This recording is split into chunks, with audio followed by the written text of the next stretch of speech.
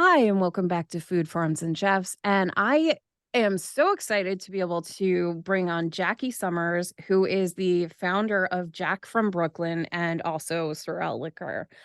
Jackie, welcome to Food Farms and Chefs. It is a pleasure to spend some time with you. How are you feeling today? I'm feeling quite well. A little bit extra rested because, I spent my weekend, doing something that you might have a little bit of information from because I was eating and drinking. Ooh, the good stuff. Yes, the good stuff. It was the good life. All weekend long because it was a wedding, so it was a lot of celebrations, but, we are here to celebrate you and what you do. So let our listeners know how you got started in this business and, your origin story, if you will. So, the super short version of the story is in 2010 I had a cancer scare.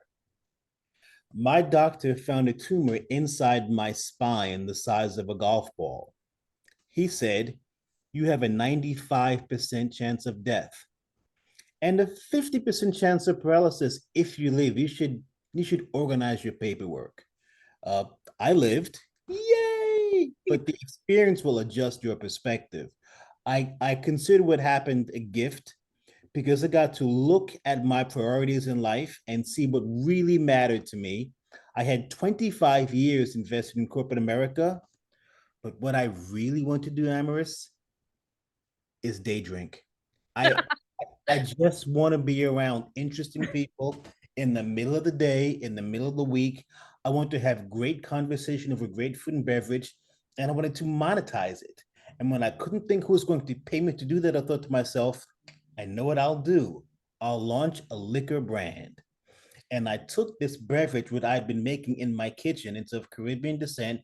It's been around for centuries, called Sorrel, Sorrel, and I became the first person to ever make a shelf-stable version of it. This is the part where I jokingly say I'm not a food scientist. 623 failures in my kitchen to get the recipe right. Wow. Yeah, lots of. I mean, it's a joke I tell. If you think you have an idea that's so good no one's ever thought of it before, it's probably a terrible idea.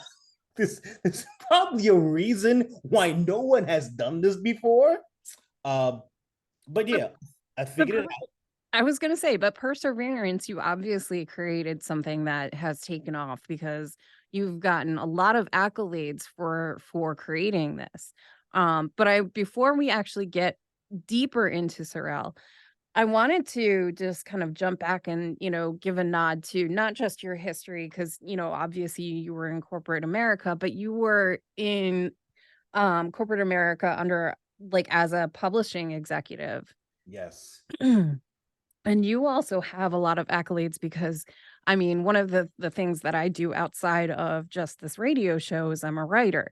You have written for some of the prestigious, food magazines that are read by like thousands upon millions of Americans on a regular basis, and you've gotten awards for writing articles in those.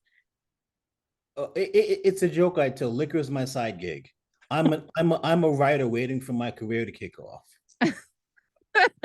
Well, I feel like your career has kicked off because 'cause you've gotten nominated for, a James Beard Award. You've also had, the top 100 influential people, awarded to your history. So, we're not looking or hearing from somebody who's just a novice, like, in the game. You've had your foot in the door in the culinary industry for a while.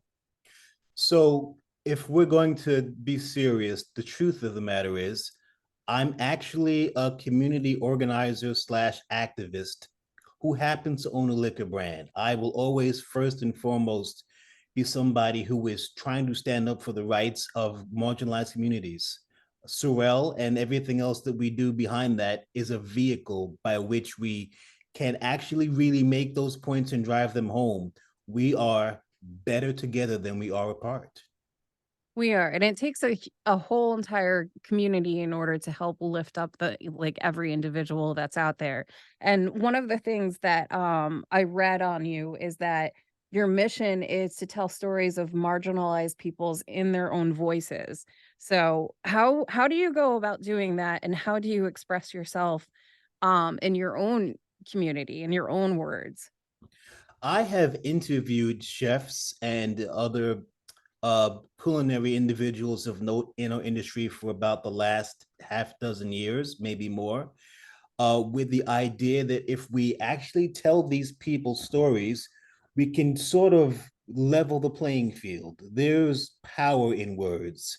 Words have great ability to move not just tens, but tens of millions of people if the platform is big enough.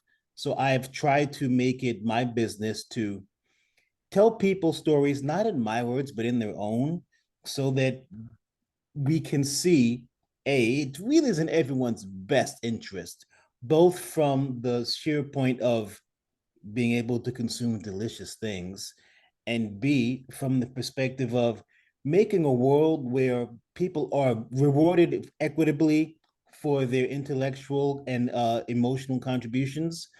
That's a world I want to live in. And to the extent that I can level the playing field, I will always try to see what I can do to speak up in behalf of ethnically uh, marginalized groups in in behalf of women, in behalf of the queer community, in behalf of people who are experiencing some sort of religious persecution, in behalf of the disabled. Like this is about all of us. It's about all of us every single time. And that is beautiful. I love that you do that. Now I will jump back into your own history, which is your lineage is stems from Barbados, which Yes. is where you were introduced to this by your grandparents, right? So if you went back thousands of years, Africans were using hibiscus for medicinal purposes. It's got more vitamin C than most citrus fruit. It's full of antioxidants, antimicrobials, antifungals. It is a natural anti-inflammatory. It's great for heart and skin health. It's a natural aphrodisiac. So this was part of, oh yeah, yeah. For our listeners out there, you didn't see, but my reaction was like, really? I know guys who do not drink Sorel but keep it in the house because their love life improved. Huh. So this is part of African ceremony and tradition for thousands of years. It's why across the Afro-Caribbean diaspora, there's an almost epigenetic memory of something that we call the red drink. It comes from hibiscus flowers. Flash forward to around 500 years ago, and the transatlantic trade starts. And now bodies and spices are being stolen from the continent of Africa and shoved into the bottom of boats to be traded in ports of sale in the Caribbean. And when I tell you that they tried to strip the identity of these individuals, they broke up families, they physically kidnapped people, they raped them, they beat them, they forced them into servitude, they changed their names, they changed their language, they changed their religion. They did everything that they could to destroy their identities. And somehow this cultural identifier, the red drink, survives. Yeah. There are no recipes for it for centuries because the people who were making it weren't allowed to read or write. If you didn't watch your grandmother or grandfather make this, you didn't know how to make it. My grandfather was a chef. He and grandma arrived in New York City, in Harlem, New York, in 1920. He taught mom, and mom taught me. So this is something I've known all my life. It's something I grew up with. I made a version of it in my kitchen for friends and family for almost 20 years. So it is a lot of responsibility to represent this beverage, which means so much to so many people.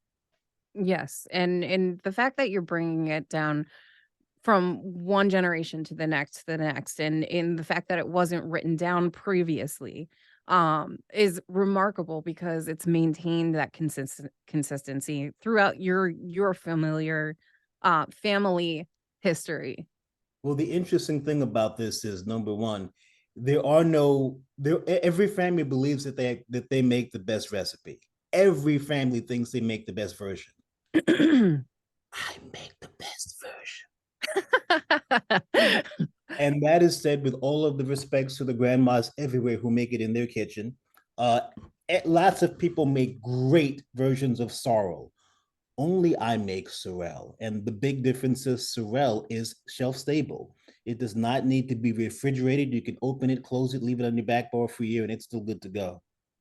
And that's the point that I was gonna actually come back to is the fact that, previously, it wasn't shelf stable. How long would it be stable if you made it in your kitchen without, the ingredients that were helping aid it to last longer on the shelves? It's good for about a month if you keep it in your refrigerator, but after that, you're taking the chances it's an organic product, and without the stabilizing elements, it's going to go bad. And how many times I mean, I think you had alluded to it, but how long time-wise did it take you to come to the point where you had a product that tasted as good as what you've made in the kitchen, but also was shelf stable?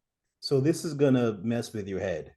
From the moment I decided to make this into a thing to the moment we were on shelves, 14 months. Oh, wow. Yeah, And 14 did months. did you go through, test like, people taste testing it? Like, test product testers, there we go. At first, I tried to pawn bad versions of the product off in my testing phase to friends and family, and they got tired of it quickly. I just poured thousands of gallons down the drain in the testing phase. Wow. That almost makes my heart ache, but I mean, I guess if it was, the rejected kind, like that there were the rejected types, I could understand you being like, "All right, this isn't good enough. I don't want people, indulging in this." I should ask before I say my next sentence if swearing is allowed. Swearing is not allowed. Uh, That's what I thought. yes. Thank So you for asking. it's the scientific method. You have to find out. Yes. You have all you can do is try something, take extensive notes, see if it works, and then try to fix what you think is a problem in the next iteration. Yes, this is true. And, as a result, you came out on top and offered a beverage that everyone has fell in love with, including celebrities. It has been sort of universally embraced and received. Sorel in the last year and a half has become overwhelmingly the most awarded liqueur in international spirits competition. Just this year alone so far, we've won 50 gold or better awards in international competition. You have. And I know one of which was not just the awards for competitions, but you've also won awards for like through Food and Wine. Named you as one of the drink innovators of the year in 2022. Um I'm more than likely it's probably going to be 2023 too. Here's the fun thing about Sorel and Jack from Brooklyn as a company. The idea behind Sorel sat in the Caribbean for 500 years before I put it into a bottle.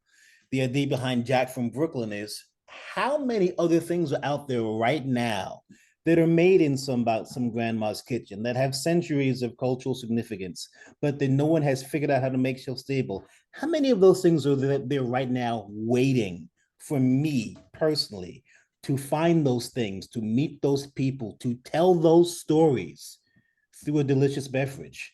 So Sorel proves that we can do it. What we've got planned next will prove we can do it again and again and again and again. Ooh, so you do have something in the works. Oh yeah. I look forward to knowing what that is. You have to circle back to us when that comes about, because we'll most assuredly bring you back on for that. But for the time being, when our listeners go out and buy Sorrel, what can they just have it, on ice, like neat? How would they use your beverage to prepare a cocktail, a mixed drink, or just have it neat on ice? So here's the beauty of hibiscus. It grows in the entire narrow equator band around the world. So you'll find it in Africa, you'll find it in the Philippines, you'll find it in Mexico, you'll find it in the Caribbean, you'll find it anywhere that's hot. And it is an absolutely delicious, refreshing drink on a hot day. However, hibiscus wants to beat you over the head with acidity. Most people compensate for the acidity of the hibiscus by adding tons of sugar, and then it's syrupy and cloying and not fun. My idea was if we added other spices that are known in the Caribbean, I could round out the profile. Instead of having hibiscus be this singular beach over the head note, have it be a voice in the chorus. So there's hibiscus for flowers and fruit notes. There's cinnamon for warmth. There's ginger to almost perfectly mask the heat of the alcohol at 15%. There's clove for brightness. There's nutmeg for the dry, woody finish. And the great part about this is you can drink this neat. There's no additives, no preservatives, there's no flavorants, no colorants. There's nothing but flavor and a little alcohol and a little sugar. So you can drink it neat over ice in the summer, maybe with a spritz, but it is also delicious hot. So in the wintertime, you can heat this up, and it's kind of like the best mulled wine you've ever had, Hmm. except because there's no fruit, there are no sulfites and no tannins, so there's no wine headache. Ooh. The third part about this is it's the most versatile spirit on the market. You can mix this with vodka, rum, gin, mezcal, bourbon, scotch, rye, sake, tequila, anything. And Sorel does one thing especially well, and that's mask ethanol. Mm. So if you put it with something that's been aged, a bourbon or a rum, you'll get more barrel notes and less ethanol. If you put it with an agave base, a mezcal or a tequila, you'll get more fruit and smoke and less ethanol. If you put it with a gin, you'll get more botanicals and less ethanol. If you put it with sake, you'll get more rice notes and less ethanol. Sorel is a cheat code for cocktails in that people will push the flavor forward and almost perfectly mask the fact that they're drinking alcohol at all. That sounds wonderful. I almost wanna take it and kind of, like, macerate blackberries just to Oh, add yeah, just like to a add some bramble? Huh? Like a bramble? Yes. Yes. And, and just, like, make that and create it and drink it. It's a sipping drink, like, just enjoy it. Yes. Yes. Love this. Love it too. So, we because we were having so much fun talking about Sorel and talking about your brand, Jack from Brooklyn, we ran out of time. So let our listeners know where they can find you online and where they can find recipes, where they can find you in like your beverage in person. How can they look you up? We're in 35 states right now. The website is sorelofficial.com. It has a store finder, which will find not just restaurants, but retailers in your area. It has cocktails, so you can figure out exactly what to do with it when you buy it. It has a direct to consumer store so we can ship directly to you if we're not in your neighborhood yet. And it has the entire history of the beverage. We've tried not to miss any notes. Again, it's a vehicle for storytelling. Exactly. Thank you so much for joining us on Food Farms and Chefs, Jackie. Have a great day. It's great to see you. It's great to see you too. I love that smiling face. Talk to you soon. All right. Bye. Bye And bye. we'll be right back with after the short break. Hi, and welcome back to Food Farms and Chefs. And I am so happy to be able to introduce you to Riccardo Longo, who's the co-founder and culinary and wine director of Gran Caffe L'Aquila in Philadelphia. Riccardo, thank you for joining us on Food Farms and Chefs.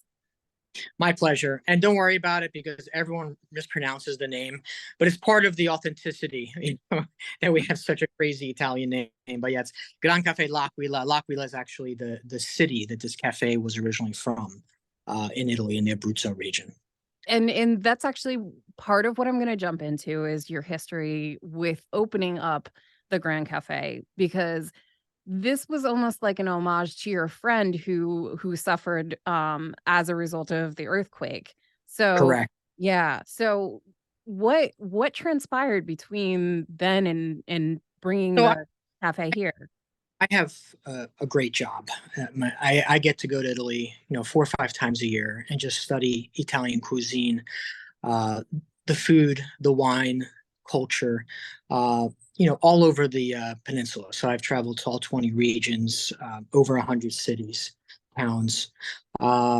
And through my trips, I've been able to make many great friendships with various chefs and nonnas. My favorite are actually the nonnas, because I always feel like the original recipes from these towns are in the hands of the grandmoms, of the Italian nonnas. But in any case, Stefano Biasini was one of my friends that I made on many of my trips, and he was the owner of Gran Caffe L'Aquila in L'Aquila. L'Aquila is actually the capital of the Abruzzo region. It's actually, if you think of Italy, they call it the umbilical of Italy because it's dead center. If you go like north, south, east, west, L'Aquila is the center of Italy. Only about an hour from Rome, not that far from Rome. And what happened was that he had this award-winning cafe. In 2007, it actually won Cafe of the Year for the entire country of Italy. He himself is an incredible artisan. He's the gelato champion of Italy, as well as an incredible coffee roaster. So tragically, in 2009, the entire city of L'Aquila was destroyed in one of the worst earthquakes in the history of Italy. It destroyed the entire city. Gran Caffe L'Aquila was on the main square of L'Aquila, and it was also, basically damaged beyond, any kind of possibility of reopening. So, being friends, he actually came here to Philadelphia and visited me, and while he was here, he sort of fell in love with the city because L'Aquila actually means eagle in Italian. And he was a rugby player, and their symbol was an eagle, and their colors were green and black. So the first thing he saw was like the Philadelphia Eagles thing. And he's like, what is that? And I'm like, oh, that's our football team. And so he's like, oh, we got to go to a game. And, so it started there. But, the thing that really sort of hooked him on Philadelphia was, Philadelphia is actually an Abruzzese town. When the original Italian immigration happened in the 1900s, Italy was still a relatively new country. Italy as a nation only was formed in 1861. So when that first big wave of Italians came, they didn't really identify as Italians. They identified more as Calabrese, Sicilian, Campanian, Abruzzese, Milanese, etc. And they didn't necessarily like each other back then. There was like a rivalries between the regions. And so they sort of split up. So Philadelphia was very much where the Abruzzese came, as well as some Calabrian. And like Sicily and Campania went more like New Jersey, New York. That was the original vision. So, if you walk through South Philly and just start talking to people and say, where are you from? Almost everybody will tell you, at least the people that have been there for generations, they all are almost, I would say 80% are Abruzzese. And when he came, he heard his dialect, he started talking to people, and he just felt very at home. So when that happened, we started talking and saying, what if, rather than waiting 20 years, because we know in Italy, things move very rebuilt, because we've been through this. Unfortunately, Italy does have a lot of earthquakes and natural disasters. So there's a blueprint to this, and we know that to really rebuild a city in Italy, it takes probably 20 years, for the city to really come back to what it was.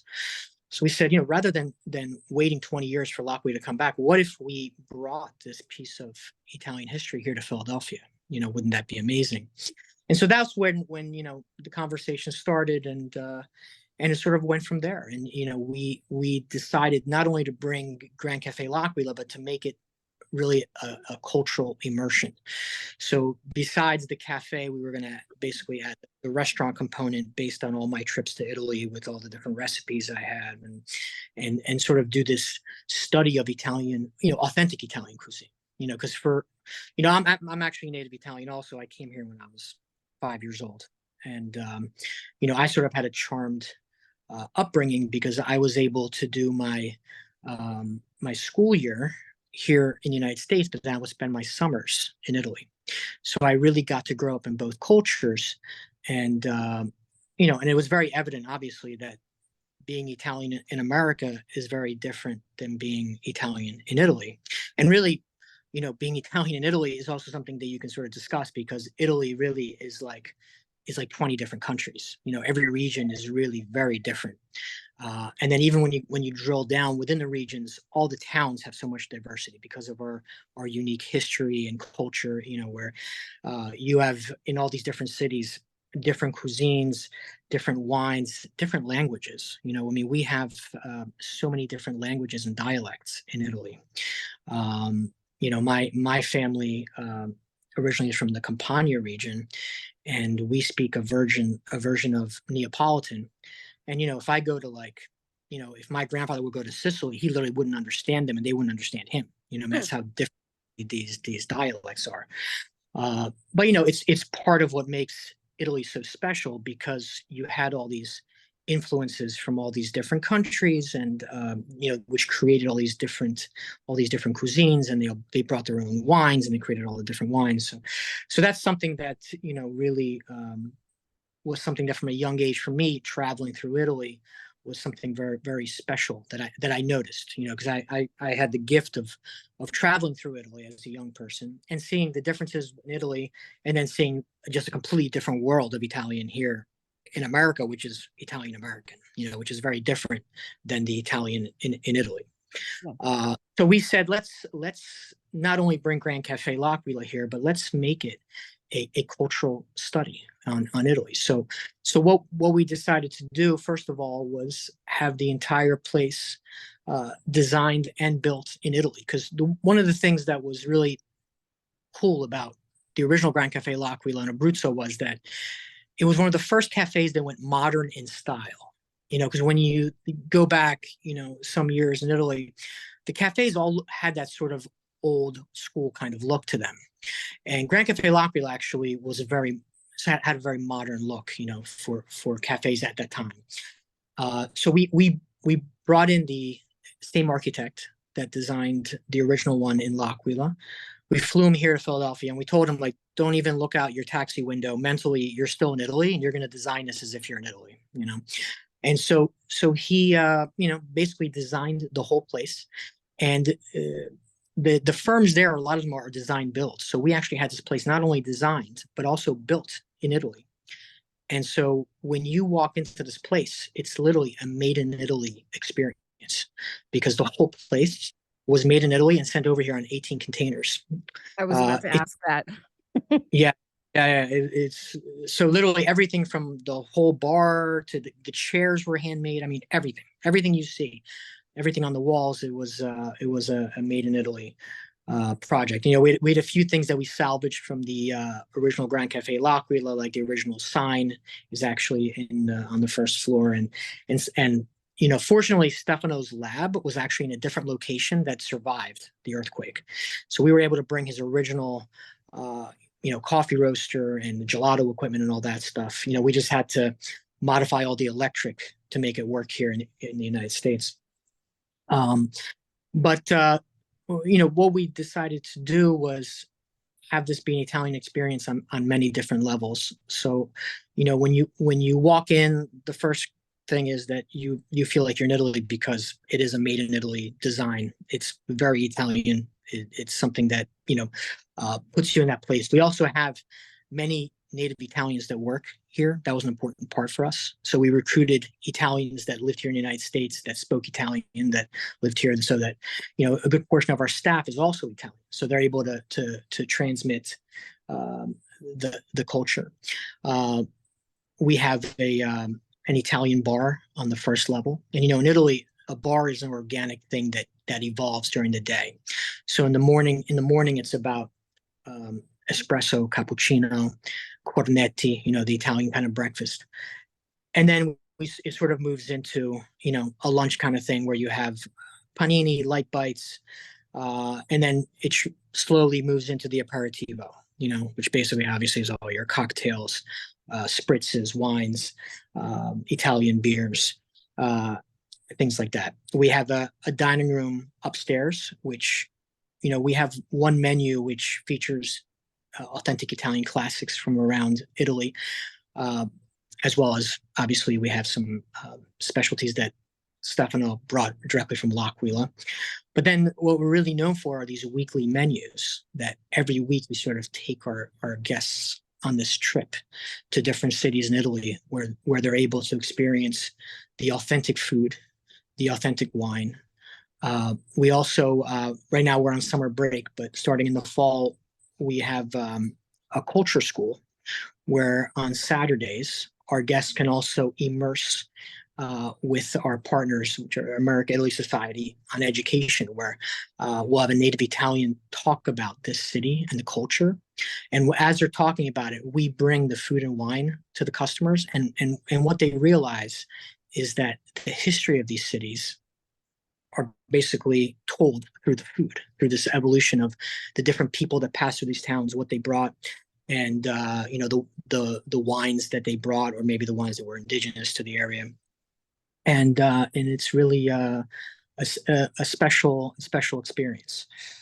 So we also have the school, and then we also on our first level have a store which features products of Italian excellence from all 20 regions of Italy.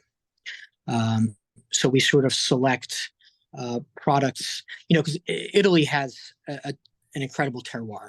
It's a very unique place because it's a very long peninsula that's surrounded by these seas, and then you have mountains basically going through the center of it. So you have these cool winds coming down from the mountains and hills. You have warm winds coming from the seas. You have also many lakes that also give a special terroir. I think something like 75% of the country is either hill or mountain. So in the end, you have a territory which is just incredibly unique and produces just incredible agriculture, incredible products that cannot be duplicated anywhere else in the world. It's funny because the other day we were trying hazelnuts from the Longo in Piedmont, and the flavor is just something that blows your mind. And when you try it against a California hazelnut, which is fine, you realize that our hazelnuts here in California really don't have much flavor. But you don't realize it until you try a Longo hazelnut.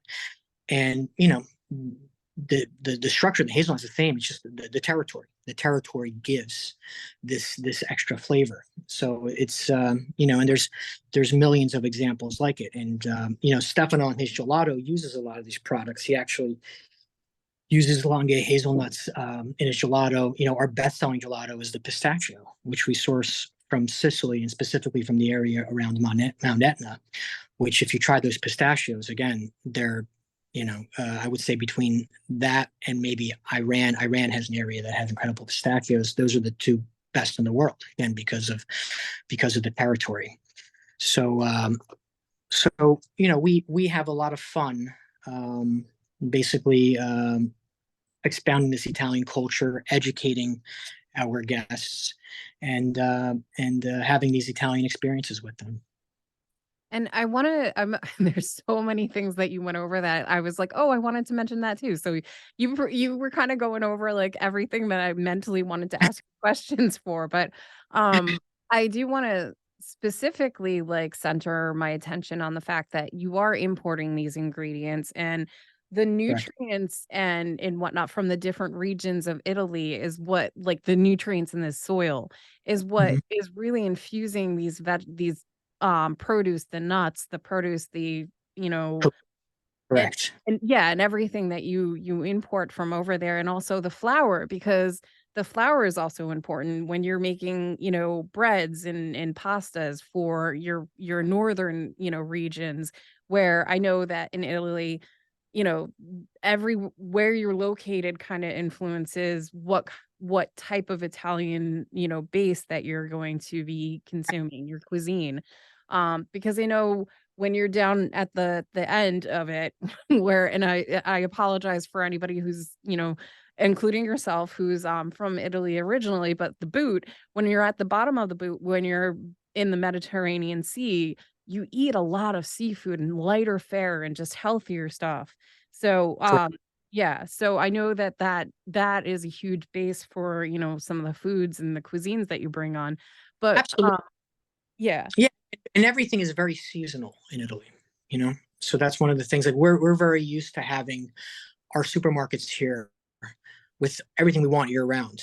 But in Italy, that's not really the case. They're very much into the products in the season. So, you know, there'll be parts of Italy where, you know, there might be things that you like, but you're only going to find them 3 or 4 months a year, and then they stop.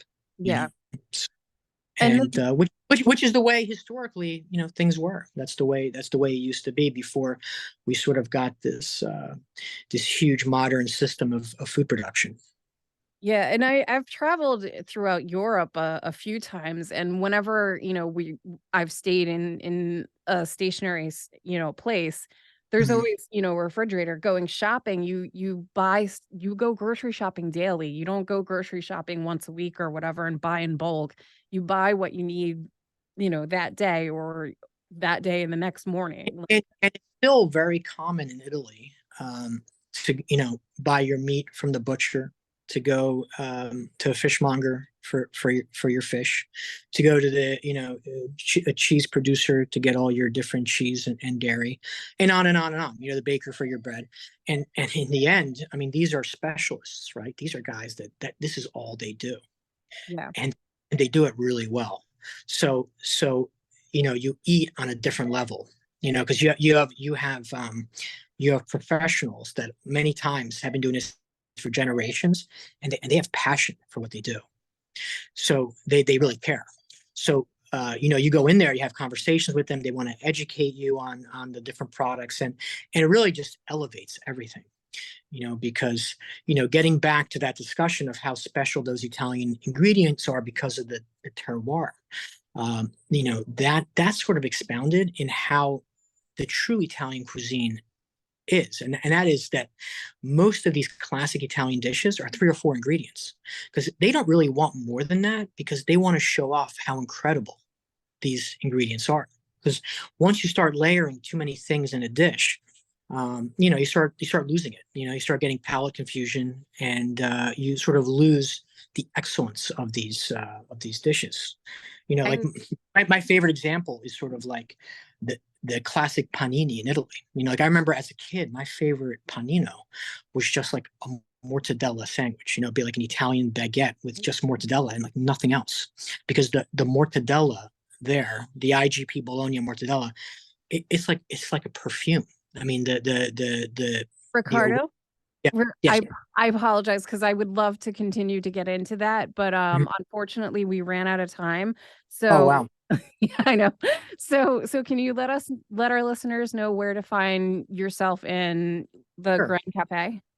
absolutely. So we're located at 1716 Chestnut Street in Philadelphia, the corner of 17th. Well, actually, in the center of 17th and Chestnut.